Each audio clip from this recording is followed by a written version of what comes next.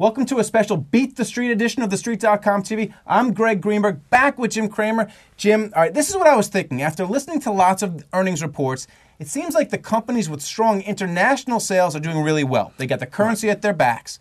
Here's my names for today. Okay. First one, Colgate. Huge in Latin America. Well, one of the things that's happened, it's really quite interesting. I mean, trying to quantify it. When you have every company doing better that's international, and yet the analysts continue to be surprised, what it says is that intra-quarter you had a tremendous decline in the dollar, and it wasn't factored in the estimates. Since Reg FD, we don't have a lot of shade downs or shade ups during the quarter.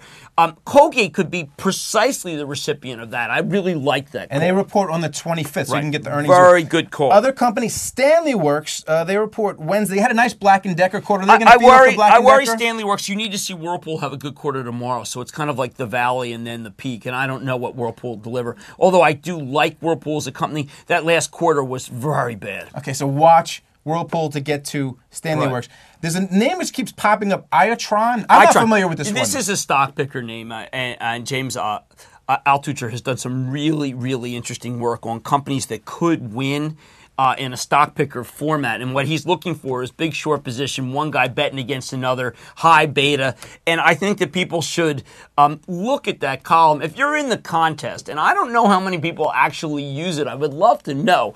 But stock picker has generated the lion's share of high beta names. I know that at CNBC, a lot of people use stock picker to try to figure out what to play in the CNBC contest. I would urge people to do the same with our contest. So it's going to be the next Iomega, Iotron, Iomega. It does any relation? seem like it's like that. What I like about these situations is tight float, big short. Now, this is not what I would like to do as an investment portfolio. For ActionAlertsPlus.com, we really stay away from these. Also, just a quick recap, Hasbro, which we talked about in Beat the Street. You were positive. Great number, great pop today. That's a Dave Peltier name. I urge people to look. Dave's got the hot, of all our different newsletters, Dave has by far got the hottest hand.